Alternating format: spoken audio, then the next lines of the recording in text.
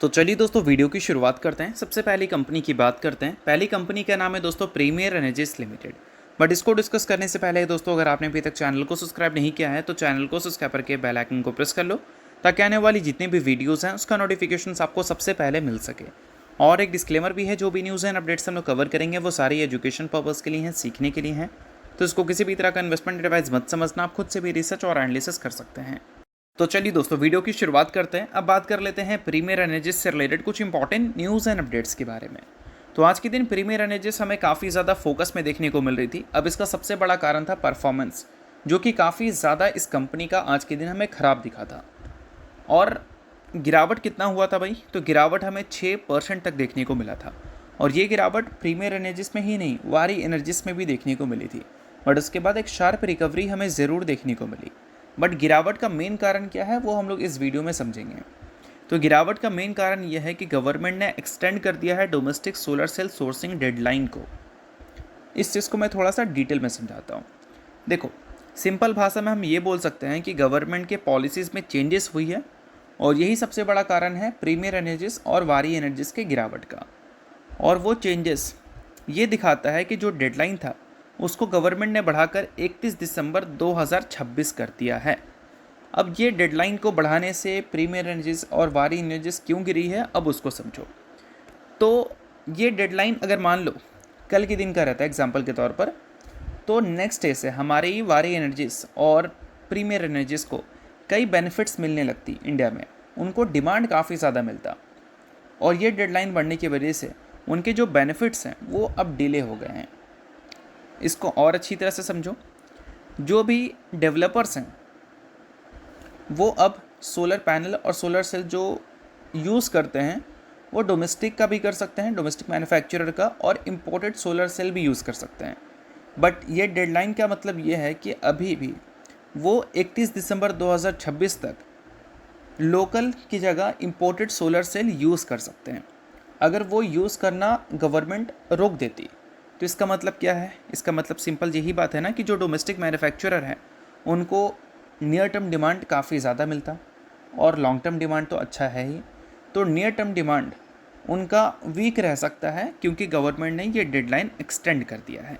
और साथ में इनके जो मार्जिन्स हैं और जो प्राइसिंग पावर है उसमें भी प्रेशर हमें देखने को मिल सकती है, क्योंकि इंपोर्ट अगर अलाउड है तो कंपटीशन हमें ज़्यादा दिखेगा।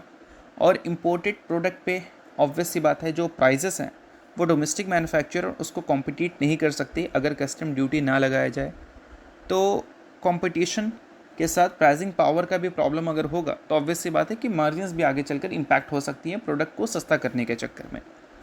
और ये सारी चीज़ों की वजह से क्या है कि मार्केट नियर टर्म में इन कंपनीज़ के जो अर्निंग्स में ग्रोथ उम्मीद कर रही थी वो ग्रोथ अब उम्मीद नहीं करेगी। और ऐसा नहीं कि ये जो डेडलाइन है वो गवर्नमेंट ने पहली बार किया है, मतलब डेडलाइन ने एक्सटेंड पहली बार किया है। इससे पहले भी डेडलाइन की एक्सपेक्टेशंस थी, और वो एक्सपेक्टेशंस के हिसाब से अगर चीज़ें होती तो 2026 और 2027 के अर्निंग्स एक बूस्टअप होते हुए नज़र आते।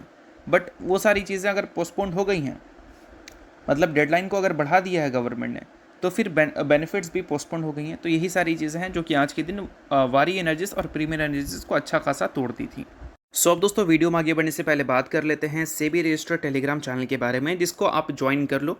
लिंक इसका डिस्क्रिप्शन में दिख जाएगा। ज्वाइन करने का सबसे बड़ा बेनिफिट ये है कि जिस हिसाब से मार्केट में अप्स एंड डाउन दिख रहा है, ऐसे टाइम पे हर दूसरी कंपनी के एनालिसिस बहुत ज़्यादा इंपॉर्टेंट है। तो यहाँ पर आपको सभी कंपनी के टेक्निकल्स को एनालिसिस कर अपडेट होता हुआ देखने को मिल जाता है, जो कि हर किसी के लिए काफ़ी ज़्यादा यूज़फुल है। और इसके लिए आप चैनल को ज्वाइन कर फ्री में आप चेकआउट भी कर सकते हैं इन कंपनी के प्रॉपर टेक्निकल्स, जिससे आपको आइडिया लगेगा कि अभी इन कंपनी में क्या चल रहा है। तो without wasting any time link description में है, लिंक की तरफ जाकर चैनल को फ्री में ज्वाइन कर लो। तो चलिए दोस्तों बात करते हैं अगली कंपनी के बारे में, जिसका नाम है दोस्तों रिलायंस इंडस्ट्रीज लिमिटेड। आज के दिन रिलायंस इंडस्ट्रीज की परफॉर्मेंस हमें कुछ खास अच्छी देखने को मिली नहीं, और ख़राब भी देखने को नहीं मिली, ऐसा भी हम बोल सकते हैं। बट रिलायंस इंडस्ट्रीज आज के दिन फोकस में ज़बरदस्त थी। अब इसका सबसे बड़ा कारण क्या था? तो सबसे बड़ा कारण था ऑब्वियस सी बात है रिलायंस के Q1 के अर्निंग्स। और अर्निंग्स ने मार्केट एक्सपेक्टेशंस से काफ़ी बेहतर डिलीवर किया है, और उस चीज़ को देखकर गोल्डमैन सैच और मल्टीपल ब्रोकरेज हाउस ने रिलायंस इंडस्ट्रीज को अपग्रेड किया है। गोल्डमैन सैच ने तो 41% अपसाइड पोटेंशियल बोल दी है। खैर इसको फॉलो करने की ज़रूरत नहीं है, वो उनके रिपोर्ट में ये सारी चीज़ें मेंशन है, तो वो मैं आपको बता दे रहा हूँ। बाकी इसको ब्लाइंडली फॉलो करने की ज़रूरत बिल्कुल भी नहीं है, आप खुद का भी रिसर्च कर सकते हैं। अब ये सारी चीज़ें पता है किस बेसिस पर बोला जा रहा है। रिलायंस इंडस्ट्रीज़ ने जो इबिट्टा रिपोर्ट किया है इस क्वार्टर में, वो हाईएस्ट एवर इबिट्टा है। क्वार्टरली बेसिस पे देखोगे तो काफ़ी मस्त हमें देखने को मिले थे, और ईयरली बेसिस पे भी अगर देखोगे तो 10.1% से हमें ग्रो करती हुई नजर आई थी। नेट प्रॉफिट भी हमें 6.1% से ग्रो करती हुई नजर आई थी, और रेवेन्यू में भी हमें 24.5% की ग्रोथ देखने को मिली थी। और साथ में इनके जो O2C सेगमेंट है, उन्होंने मार्केट एक्सपेक्टेशंस को बीट किया था, क्योंकि Q1Q बेसिस पे वहाँ पर 17% की ग्रोथ देखने को मिली थी, और वो तब दिखा था जब फ्यूल के मार्केट में काफ़ी प्रॉब्लम्स थी। तो ऑब्वियस सी बात है, ये सारी चीज़ों के बेसिस पे रिलायंस इंडस्ट्रीज़ को लेकर ब्रोकरेज हाउस क्यों अच्छी कमेंट्री नहीं करेंगे, ऑब्वियस सी बातें करेंगे ही, और वो सारी चीज़ें हमें करते हुए नज़र आ भी रहे हैं।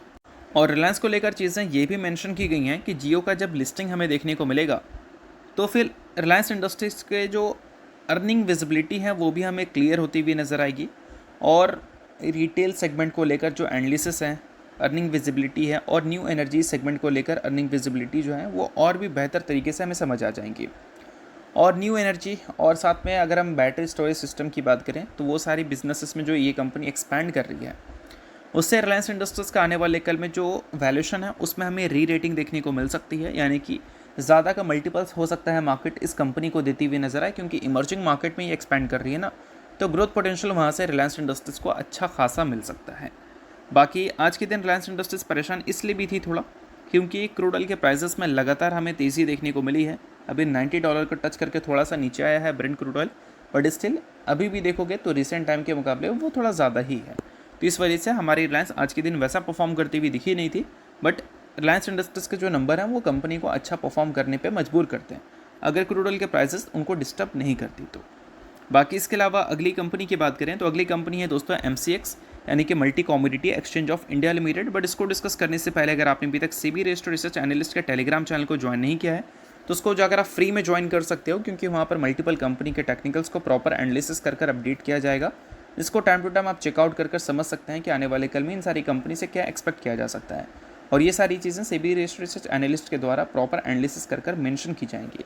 तो लिंक डिस्क्रिप्शन में है, लिंक के थ्रू जाकर फ्री में चैनल को आप ज्वाइन कर सकते हैं। अब MCX की बात करते हैं, तो आज के दिन MCX ने अच्छा परफॉर्म किया था, क्योंकि कमोडिटी मार्केट वापस से हाईलाइटेड है। और MCX का अगर रीसेंट परफॉर्मेंस देखोगे तो वो कुछ खास अच्छा देखने को मिलेगा नहीं। रिसेंट टाइम में कंपनी थोड़ी सी करेक्शन फेज में हमें जाती हुई दिखी है। अब इसका सबसे बड़ा कारण है NSE के लिस्टिंग की वजह से जो एक्सचेंज वाली कंपनीज़ हैं BSE और MCX, उन दोनों को परेशानी हो रही है, क्योंकि एक बड़ा प्लेयर मार्केट में लिस्ट हो रहा है, तो पैसे का डाइवर्जन हमें देखने को मिल सकता है। और ज़्यादा परेशान MCX है वो इसलिए क्योंकि MCX जिस मार्केट में काम करती है उस मार्केट में ये कंपनी का डोमिनेंस है, 95% तक का मार्केट शेयर ये कंपनी के पास है। बट NSE जैसा प्लेयर प्लान कर रहा है आगे चलकर अपने डोमिनेंस को वो कम्युनिटीज़ में शिफ्ट कर पाए, मतलब शिफ्ट करने का, सॉरी, देखो यहाँ पर मेंशन भी किया गया है, NSE जो है वो एक्सपैंड कर रहा है कमोडिटीज़ में, और वहाँ पर वो MCX को चैलेंज करेगा। और NSE जैसा प्लेयर अगर मान लो कुछ मार्केट शेयर वहाँ गेन कर लेता है, तो फिर MCX जैसी कंपनीज़ को अच्छा प्रॉब्लम हो सकता है, क्योंकि बहुत बड़ा टर्नओवर वो लेकर बैठी है। उसका 10% अगर उनके हाथ से चला जाएगा ना, तो ग्रोथ पोटेंशियल उनका काफ़ी ज़्यादा कम हो जाएगा, और ये सारी चीज़ें MCX के शेयर को तोड़ने के लिए इनफ होंगी। और इसी वजह से रिसेंट टाइम में जब से NSE की खबर हमें सुनने को मिली है, तब से MCX की परफॉर्मेंस हमें थोड़ी वीक ही देखने को मिल रही है।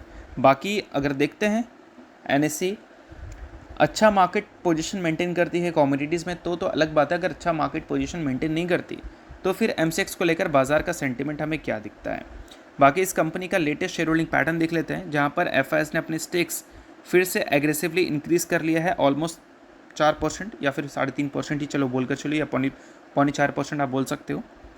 बट DIS ने अपने स्टेक्स को एग्रेसिवली रिड्यूस किया, पिछले क्वार्टर में भी किया था, इस क्वार्टर में भी किया है, और पब्लिक स्टेक्स स्लाइटली हमें डिप होते हुए नजर आए हैं, यानी कि FIS की इंटरेस्ट अभी भी इस कंपनी में ऑन टॉप है। आगे चलकर देखते हैं कि interest as it is continue रहती है, या फिर NSE के लिस्टिंग के बाद चीज़ें हमें थोड़ी बदलती हुई दिखती हैं।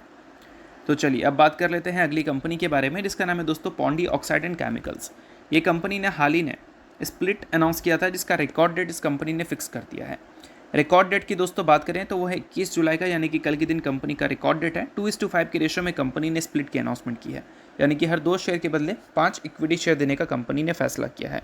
सो अगर आप इस कंपनी के इन्वेस्टर हैं तो इस न्यूज़ को आप नोट कर सकते हैं, इन्वेस्टर नहीं आप इग्नोर कर सकते हैं। न्यूज़ थी इस वजह से मैंने बता दिया, बाकी ये किसी भी तरह का रिकमेंडेशन नहीं है। तो होप करता हूँ ये वीडियो आपको अच्छा लगा होगा। लाइक कीजिए, पहली बार सब्सक्राइब कीजिए। वीडियो देखने के लिए बहुत बहुत शुक्रिया।